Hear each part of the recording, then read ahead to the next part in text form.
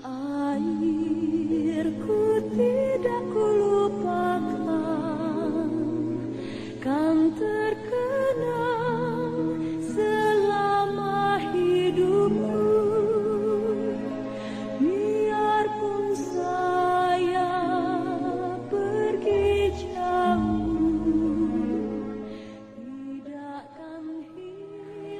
Pada tahun 1862, Gubernur Jenderal Hindia Belanda Baron Slot van Den mengabulkan permohonan perusahaan kereta api Nederland Indisch Spoorwegmaatschappij atau yang disingkat dengan NIS untuk membangun jalur kereta api rute Semarang, Kedungjati, Solo, Yogyakarta termasuk jalur cabang yaitu rute Kedungjati, Ambarawa, Secang, Magelang untuk kepentingan militer. Jalur kereta api rute Semarang, Kedungjati, Solo, Jogja selesai dibangun dengan susah payah. Pada tahun 1862, Gubernur Jenderal Hindia Belanda Baron Slot van Den mengabulkan permohonan perusahaan kereta api Nederland Indisch Spoorwegmaatschappij atau yang disingkat dengan NIS untuk membangun jalur kereta api rute Semarang, Kedungjati, Solo, Yogyakarta termasuk jalur cabang yaitu rute Kedungjati, Ambarawa, Secang, Magelang untuk kepentingan militer. Jalur kereta api rute Semarang, Kedungjati, Solo, Jogja selesai dibangun dengan susah payah dan beroperasi pada tanggal 10 Juni 1872. Termasuk rute cabang Kedungjati, Ambarawa selesai pada tahun 1873. Seluruh jalur kereta api tersebut menggunakan lebar 1435 mm.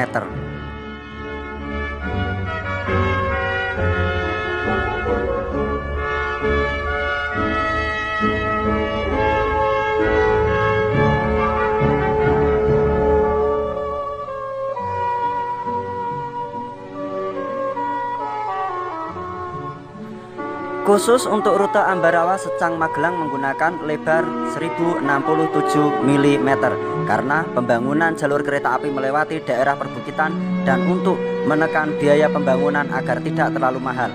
Lebar rel 1067 mm ini kemudian ditetapkan pemerintah Hindia Belanda sebagai lebar rel yang lebih sesuai untuk topografi Indonesia yang berbukit. NIS melanjutkan pembangunan jalur rel kereta api dari Ambarawa ke Secang termasuk rel bergerigi Rutan Jambu, Bedono, Gemawang sepanjang hampir 6,5 km dan resmi beroperasi pada tanggal 1 Februari 1905.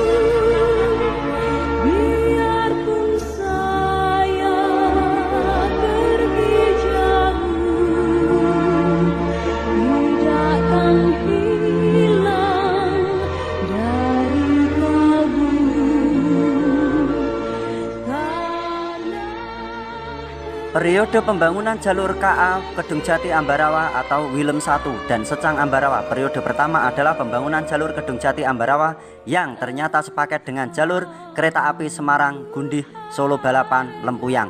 Pada awal tahun 1869, selain memperpanjang jalur menuju Gundih, Nederland Indische Spoorwegmaatschappij atau yang disebut dengan NIS juga membangun jalur baru menuju Beringin dan selanjutnya diperpanjang menuju Ambarawa. Pada tanggal 21 Mei 1873, jalur Semarang, Voorsten, Landen, dan Kedungjati Ambarawa telah selesai dibangun.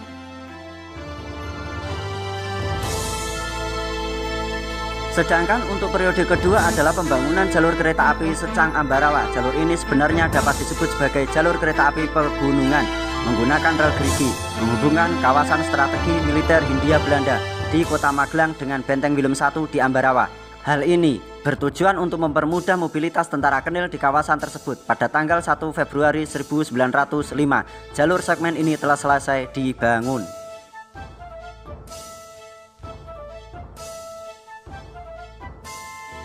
Dan jalur ini tidak pernah dilewati lokomotif diesel mengingat di Jawa tidak ada satupun lokomotif diesel yang dipasangi roda gerigi karena kalah bersaing dengan mobil pribadi dan angkutan umum lainnya. Maka jalur kereta api ini resmi ditutup layanan umum pada tahun 1976.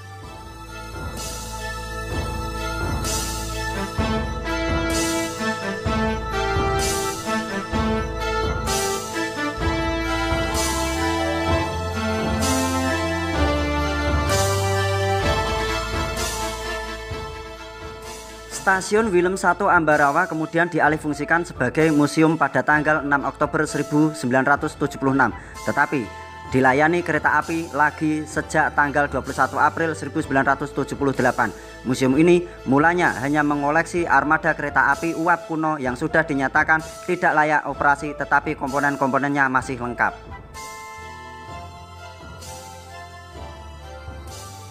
Untuk segmen Kedung Jati Tuntang saat ini telah menjalani progres reaktivasi, tetapi saat ini proyeknya tersendat lantaran masalah perizinan dari Ditjen Perkeretaapian Kemenhub. Dalam aktivitas ini direncanakan jumlah perlintasan kereta api akan dikurangi. Saat ini belum ada progres. Untuk mendukung reaktivasi bangunan stasiun Beringin, Gogodalem dan Tempuran harus dirombak.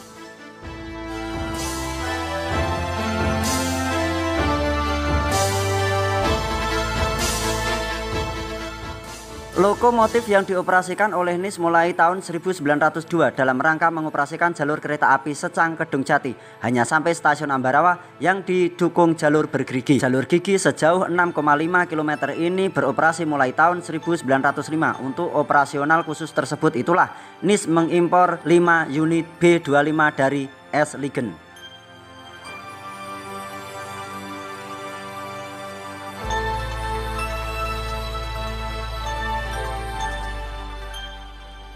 Agar dapat beroperasi di jalur bergerigi ini, B25 menggunakan roda gigi agar kereta dapat menanjak dengan baik.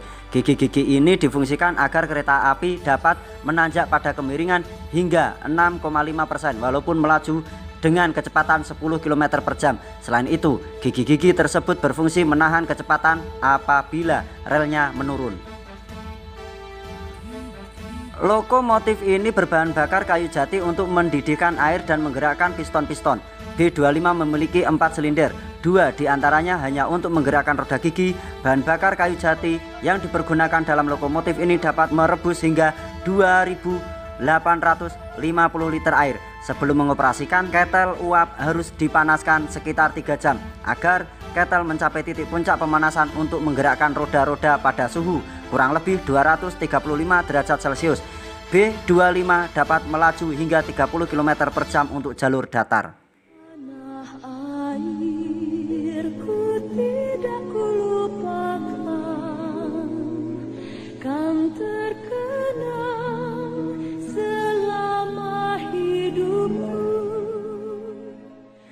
Di Museum Kereta Api Ambarawa atau Stasiun Willem 1 saat ini masih tersisa 3 unit lokomotif uap seri B25 yang masih bisa dijumpai, yaitu lokomotif uap B2502 dan B2503 yang masih operasional untuk melayani kereta wisata rute Ambarawa Bedono, sedangkan lokomotif uap B2501 menjadi monumen statis di Monumen Palagan Ambarawa, penanda kepahlawanan dan perjuangan. Perlu diketahui bahwa lokomotif B2501 dalam peletakannya di Monumen Palagan, lokomotif berjalan secara normal menggunakan rel portabel dari stasiun Ambarawa menuju Monumen Palagan. Secara teknis, lokomotif ini dalam kondisi baik. Lokomotif di Indonesia yang juga memiliki gigi adalah E10 yang masih dioperasikan namun tidak untuk melayani kereta wisata, diberi nama Mak Itam, serta lokomotif BB204. Tulis kolom komentar di bawah untuk menambah wawasan, saling belajar dan saling memperhatikan. Demikian untuk ulasannya dan terima kasih. See you next.